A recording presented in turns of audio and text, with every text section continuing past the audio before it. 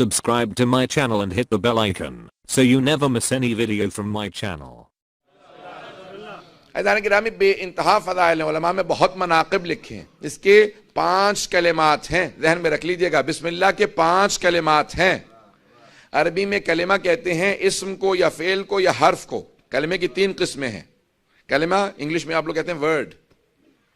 3 اقسام ہیں، ناؤن ہے، ورب ہے، پارٹیکل ہے۔ ناؤن، اب انگلش کی گرامر تو آج کل پڑھائی ہی نہیں جاتی ہے، وہ کہہ رہے ہیں کہ عربی سے زیادہ مشکل آپ نے انگلش بنا دی ہمارے لیے۔ اب غور سے سنیں گے عزیزان گرامی، اب 3 کلمے کی اقسام ہیں، اسم ہے، فعل ہے، حرف ہے۔ بسم اللہ الرحمن الرحیم میں 5 کلمات ہیں، بے حرف ہے۔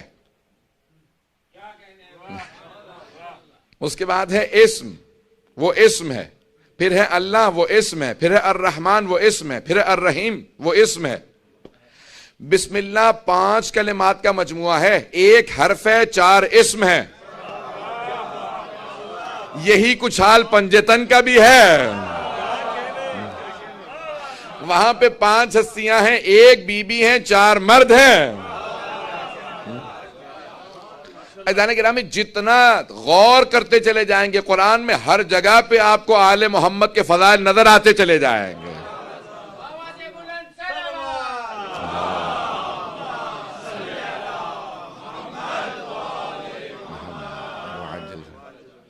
سننا پسند فرمائیں گے نا؟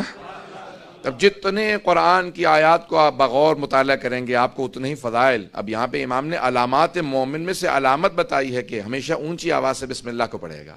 عادت بنا لیں اپنی، ہر کام سے پہلے بسم اللہ الرحمن الرحیم۔ یہ جو آپ الفاظ ادا کرتے ہیں، ایک بہت بڑے جاپانی غیر مسلم سائنسدان نے ایک تحقیق کی ہے، بہت سے لوگوں کے ذہن میں ہوگی، آپ لوگوں نے شاید انٹرنیٹ پہ دیکھی ہو۔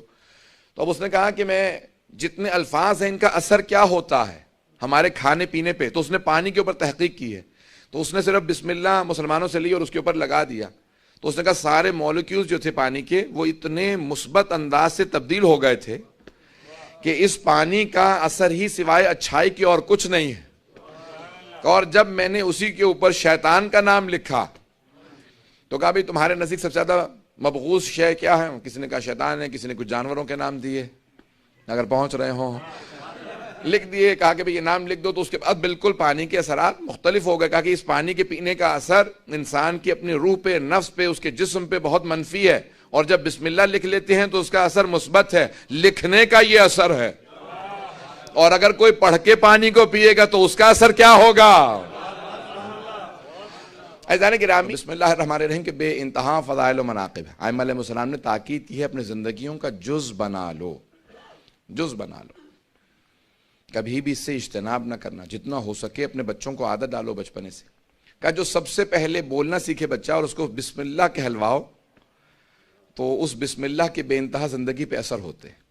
اور اگر کوئی بچہ بولنا سیکھے اور سب سے پہلے اللہ کا نام لے تو اللہ اس کے ماں باپ کو معاف کر دیتا ہے، اس کے ماں باپ کے سارے گناہوں کو معاف کر دیتا ہے۔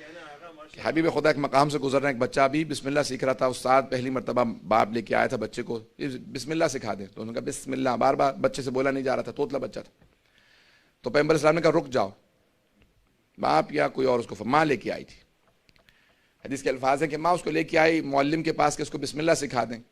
تو حبیب خدا نے تمام اپنے صحابہ سے کہا رک جاؤ، یہ بچہ بسم اللہ مکمل کر لے پھر چلیں گے۔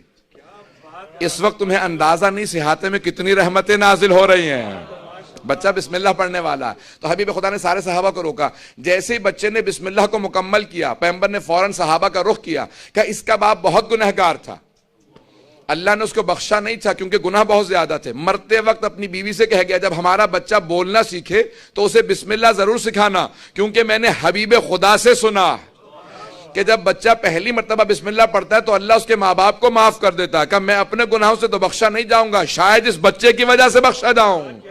کہ ابھی جب اس کے بچے نے بسم اللہ پڑھی تو اللہ نے فوراً عرش اعظم پہ سارے فرشتوں سے کہا اس کے باپ کو جنت میں لے جاؤ۔ تو سارے فرشتوں نے کہا پروردگارا باپ بہت گنہگار تھا، کہ اس کا یتیم بچہ فرش پہ بیٹھ کے مجھے رحمان و رحیم کہے، میری رحمت کو جلال آتا ہے کہ میں اس کے باپ پہ عذاب نازل کروں، کہ جاؤ اس کے باپ کو جنت میں لے جاؤ۔ عزیزان گرامی، بعض اوقات انسان کو اندازہ نہیں ہوتا کہ چھوٹے چھوٹے اعمال کتنے بڑے بڑے رتبے دلوا دیتے ہیں۔